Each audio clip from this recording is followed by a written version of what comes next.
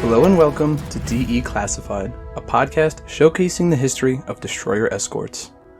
Each month, a member of the USS Slater's education crew will highlight a specific destroyer escort and share the stories of the sailors who served aboard these trim but deadly ships. My name is Liam Mitchell. Today, we're going to DE classify USS Mitchell, DE-43.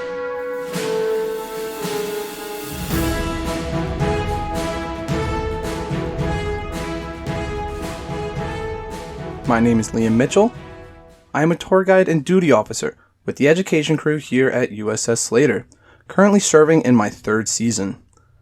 I am a local history student with a family background in naval service and a deep admiration for American military history.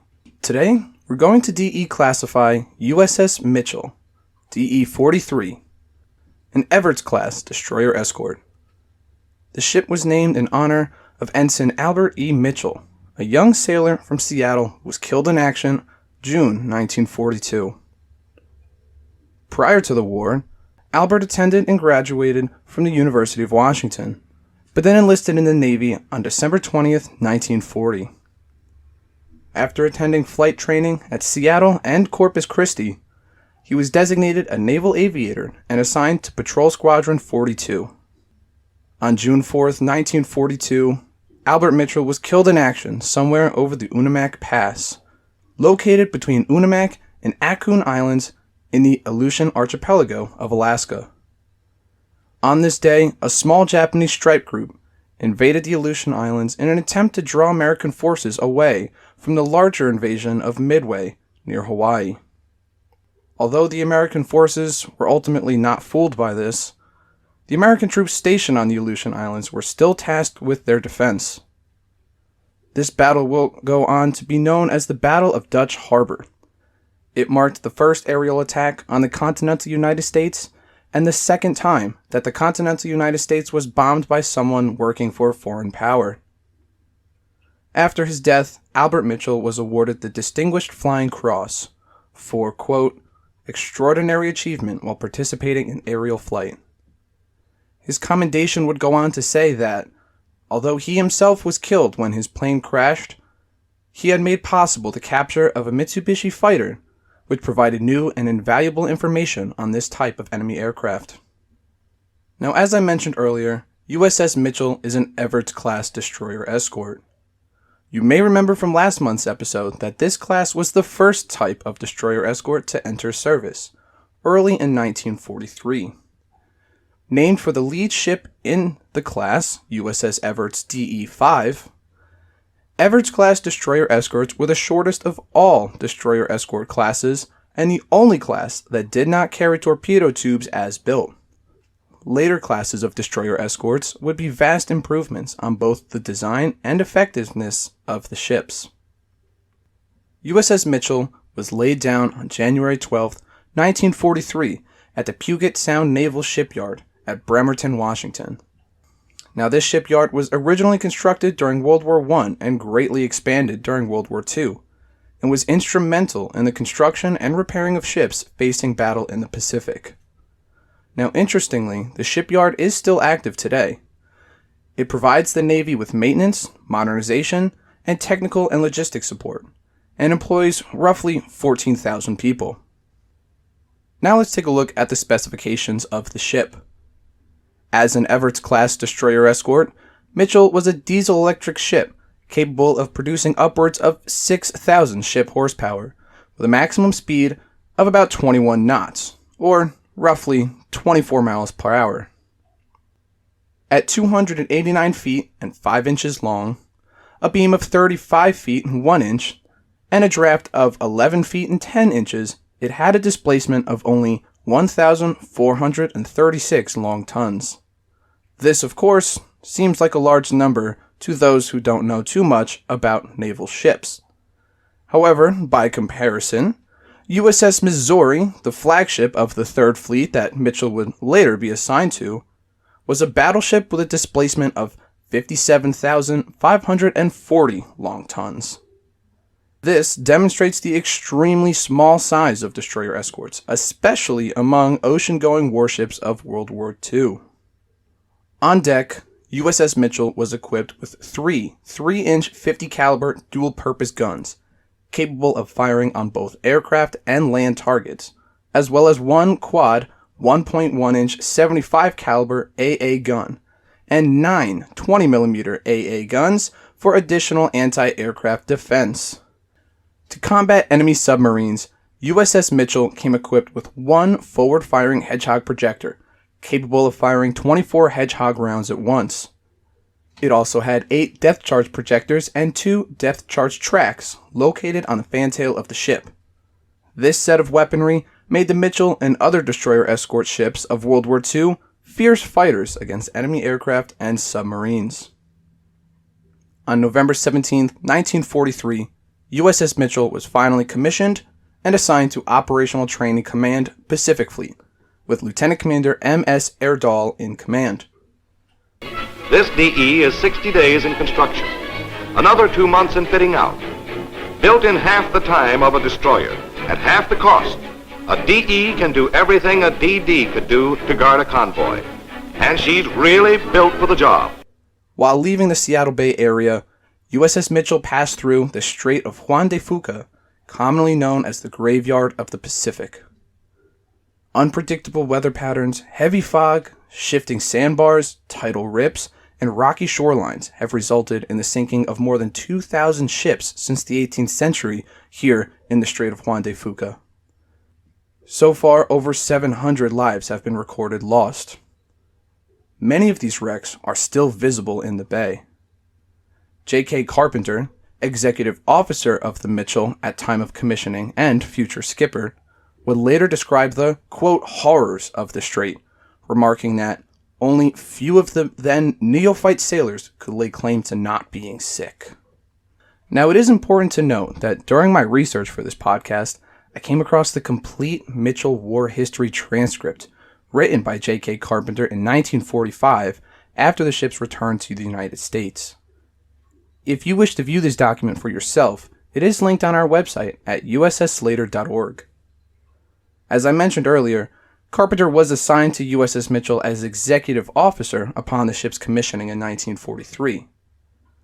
Before Mitchell left for shakedown training, Lieutenant Commander M.S. Erdahl fell ill and was transferred to a U.S. Naval hospital on the West Coast. It was at this time that Carpenter first took temporary command, before relinquishing duty on December 28th.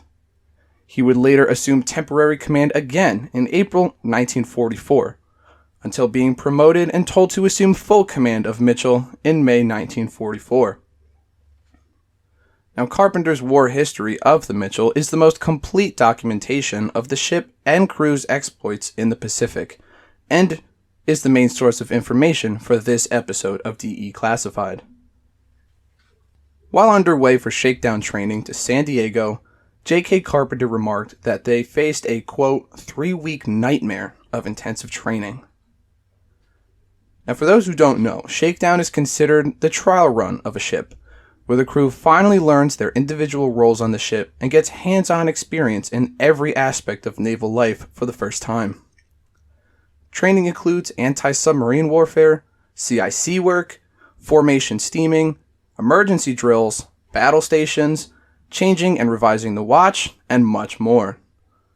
A shakedown cruise is essential to the effective operation of a ship post-commissioning, and provides insight into the compatibility of the crew and their knowledge of their impressive naval vessel. After completion of shakedown, Mitchell arrived in San Diego Harbor, and the crew received a very quick liberty.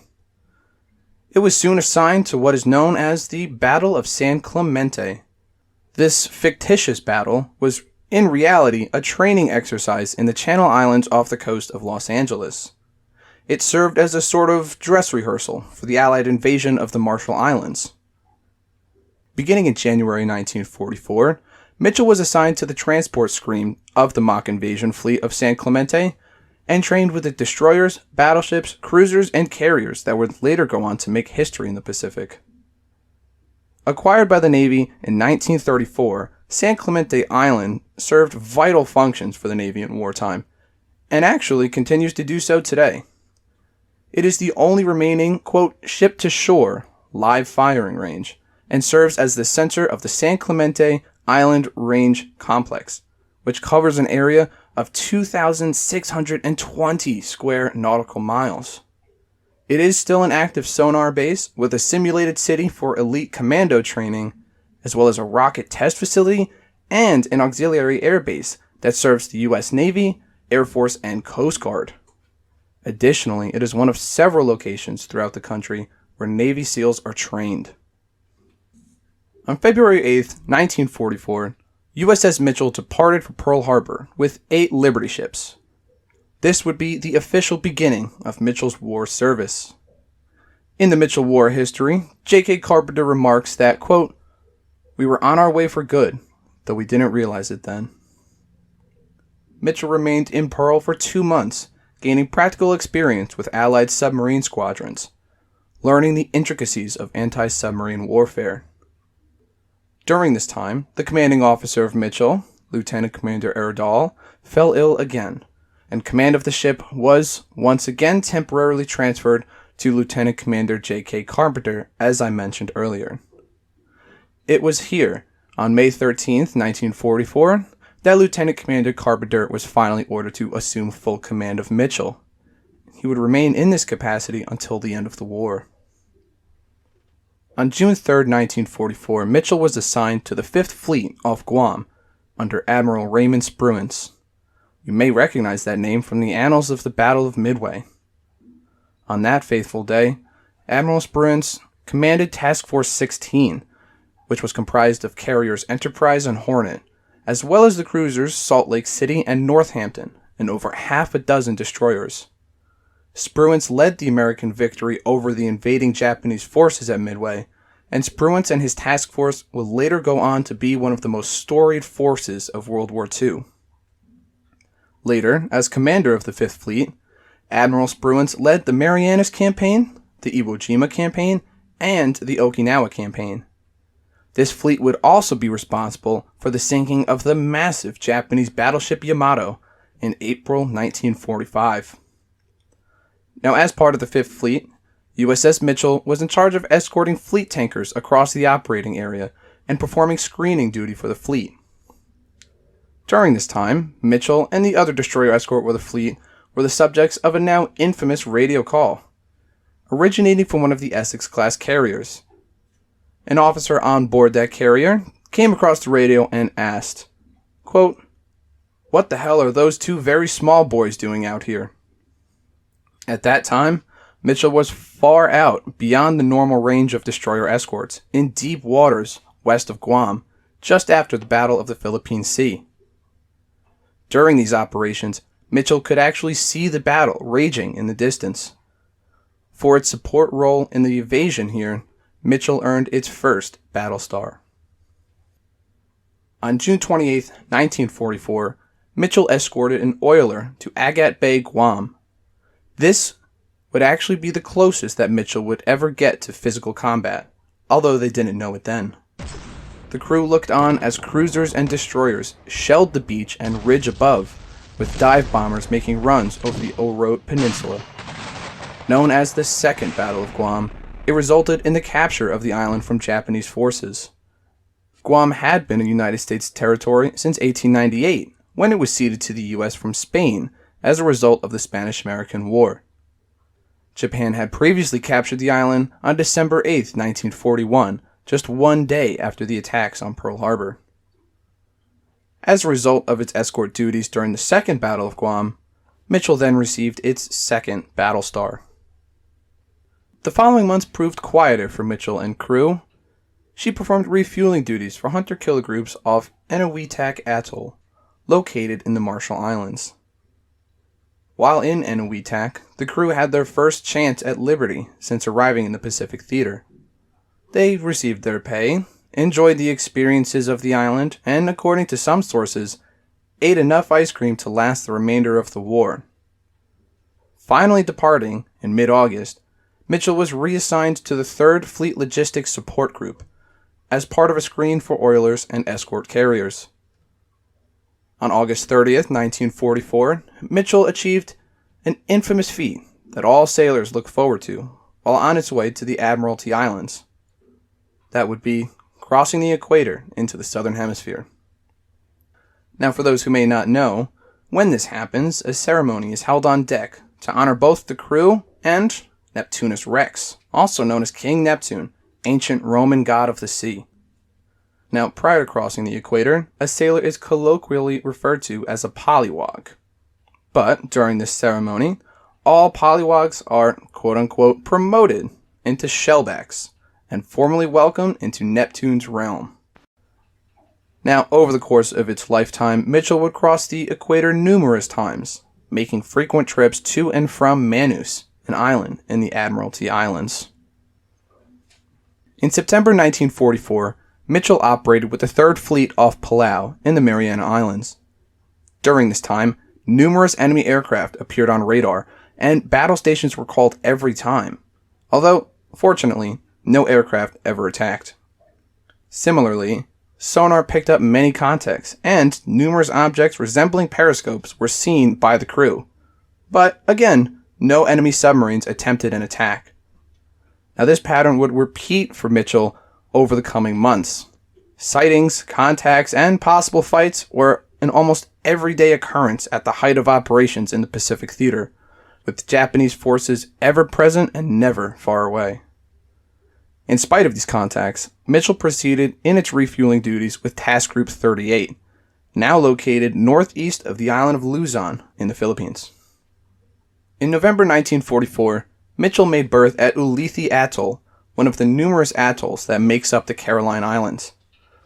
Now, at this time, Ulithi Atoll was actually the largest naval base in the Pacific. The island was reclaimed by the Americans in September 1944, and soon they determined that around 700 ships could fit inside the central harbor. Now, this number actually far surpasses the capacity of even Pearl Harbor in Hawaii. After relocating the local islanders to a safer, out-of-the-way island, construction began on a series of piers all along the atoll, built from gravel and sand with metal rods driven deep into the coral and massive ropes attached to the ends. And over the next few months, hundreds of ships began docking. First, USS Ajax, a repair ship, was relocated to inside the harbor to be utilized by anyone on or visiting the base who needed special parts made in a special metal fabrication shop. Now, if your ship needed repairs beyond the scope of a repair ship, you could pull into one of the numerous floating dry docks, which were capable of lifting whole ships out of the water and fixing them quickly. USS Abitan, a distilling ship, was assigned to the vital job of cooking baked beans, pies, and other meals for all the men on the island. Soon, a barge with a very special purpose was moored in the bay. It was an ice cream barge, capable of producing up to 500 gallons of ice cream per shift. Now, for recreation, baseball fields, outdoor theaters, and other activities were built on the island of Mogmog on the north side of Ulithi Atoll. It was here that the crew of the Mitchell found themselves that November, taking full advantage of everything the island had to offer. Now, bases like Ulithi provided a much-needed respite for the men fighting this brutal war. Life at sea was harsh, extremely difficult, and dangerous even in peacetime. With the added threat of surprise attack by Japanese submarines and kamikazes, stress levels were constantly raised, and some men would inevitably break. It was here on Ulithi Atoll that the men could finally unwind, relax, and have some fun, before heading back out to sea to face the trials of war once again. Now, Mitchell finished out 1944 by screening ships back northeast of the island of Luzon and sinking some mines. On December 3rd, 1944, Mitchell actually struck a whale while underway.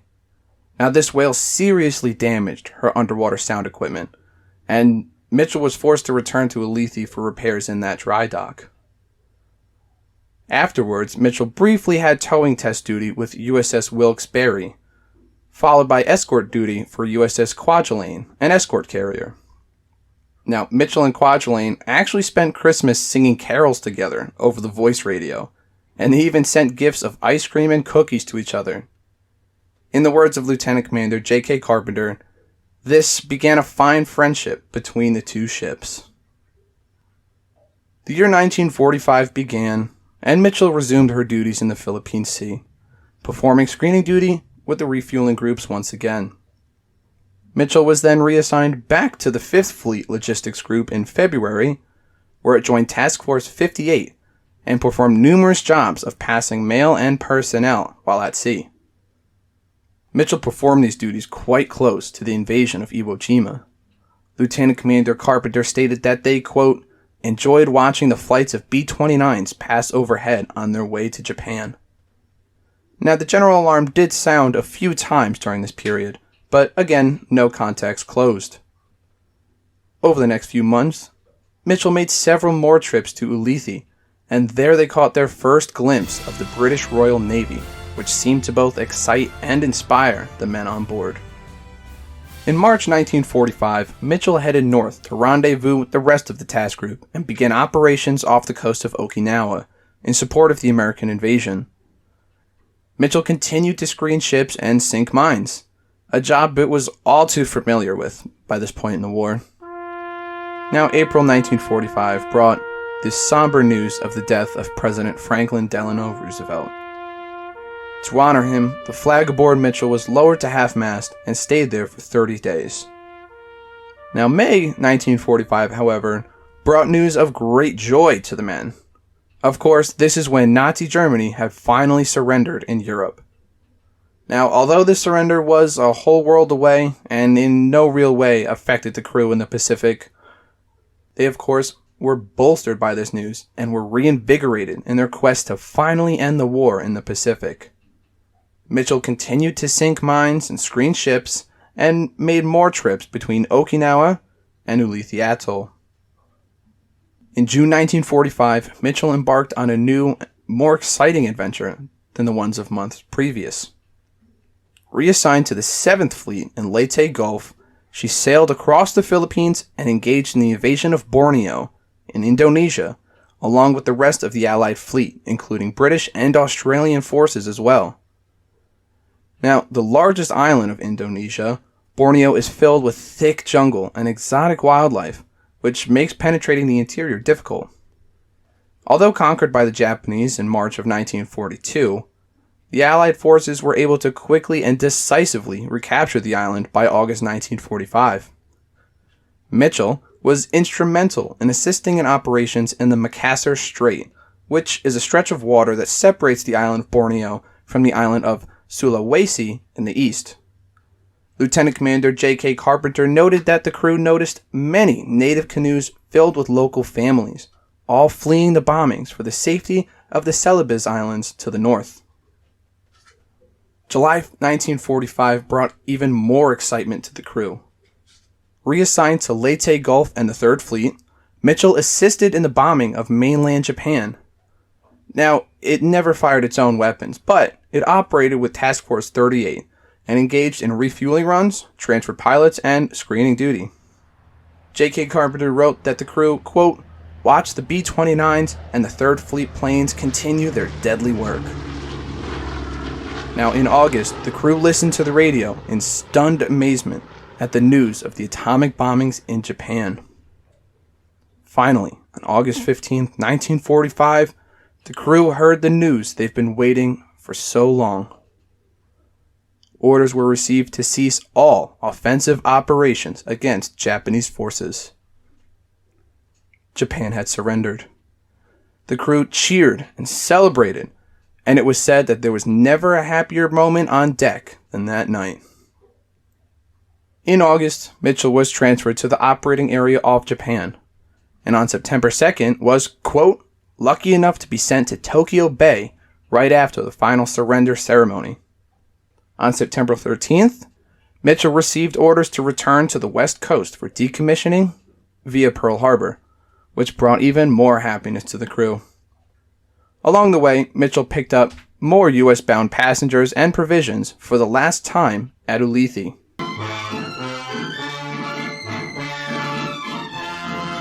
Now, Lieutenant Commander J.K. Carpenter ends his war history with a poignant and moving paragraph. He says, quote, It's been over 15 months since we've seen Pearl and nearly 20 out of the States.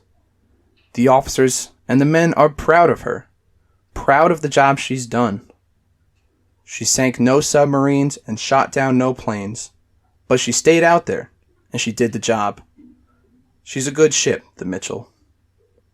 Now the emotion behind J.K. Carpenter's words are apparent and highlight the massive significance these ships had to the sailors.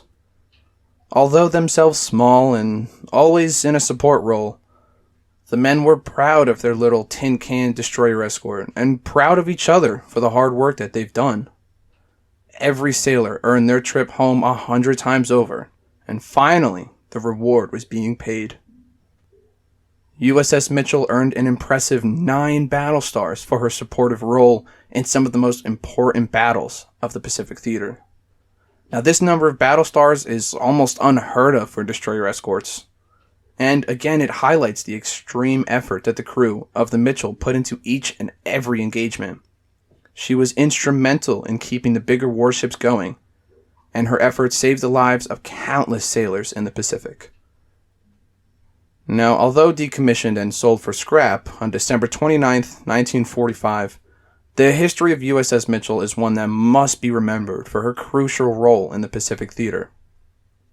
Like all destroyer escorts, Mitchell was a very small cog in the massive war machine of the U.S. military in World War II. It is admittedly very easy to overlook. For most people, it's much more exciting to study the war histories of large, infamous ships like the Missouri or the Enterprise. But here at the Destroyer Escort Historical Museum, we believe strongly in preserving the history of these destroyer escorts and educating all who will listen about their fantastic histories.